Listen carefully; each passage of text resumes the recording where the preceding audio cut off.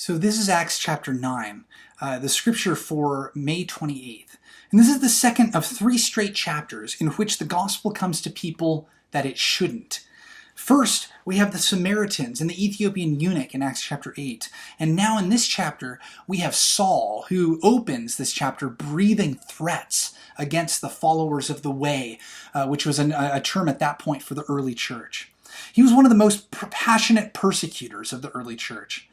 And in many of the Old Testament call narratives, God names the person that God is calling twice. And you can see this in Exodus 3 with the burning bush, where God speaks out of the bush saying, "Moses, Moses."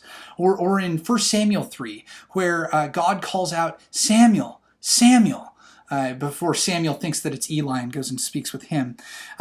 I think that this calling of a person's name 2 times shows that God means business. And so by telling the story in this way, Luke, the author of Acts, is trying to communicate to the reader, hey, something important is going on with this Saul character here. God is calling his name twice. That means God's going to do something really important with Saul.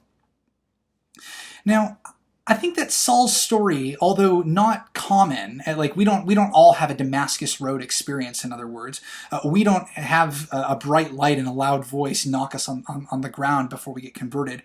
Even though it's not all that common, it actually matches, psychologically speaking anyway, many of our conversion stories.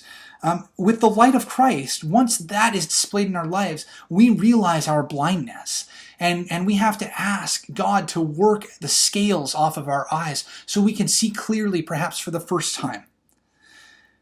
Now, I want you to imagine being Ananias in this situation. God speaks to you, which is great, but then God tells you to offer healing and kindness and hospitality to a terrorist, a man who you fear deeply.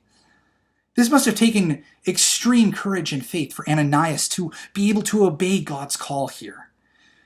Now, while Saul was physically blind at this point, Ananias was also blinded to the all-encompassing nature of God's mission for the world. You see, even enemies can be won over as friends in God's framework.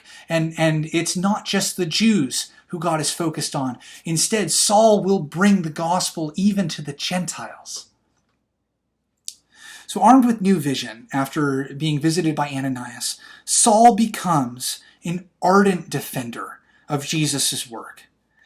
Now, I wonder how his traveling companions reacted to this new Saul. Did they convert along with him? Did they wonder what the heck had gotten into him and join the Jews who were trying to bring him in and arrest him?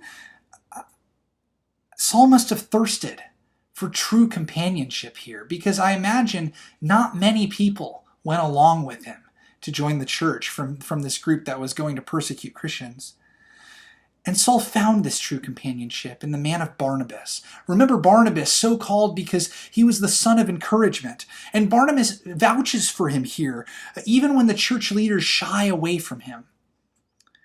Now, as Saul grows in power and authority, Peter is also working in the area west of Jerusalem, not far from where Philip was in Acts chapter 8. Each of Peter's miracles in this chapter have echoes of Jesus' miracles early on in Jesus' ministry, similar to the healing of the paralytic in Luke chapter 5 and the resurrection of Jairus' daughter in Luke chapter 8.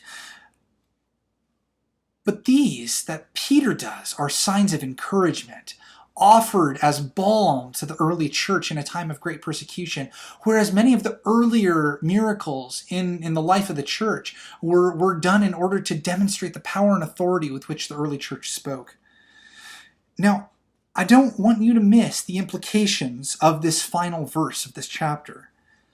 The tanner that Peter lodges with here, that tanner would be unclean, and by staying with him, Peter would not be keeping kosher. This foreshadows a lot of what goes on in chapter 10, where Peter begins to be knocked over the head with sharing the gospel with the Gentiles. Now I wonder, when have you experienced realizing your own spiritual blindness? That's all for Acts chapter 9. Tomorrow on the 29th of May, we'll be looking at Acts chapter 10.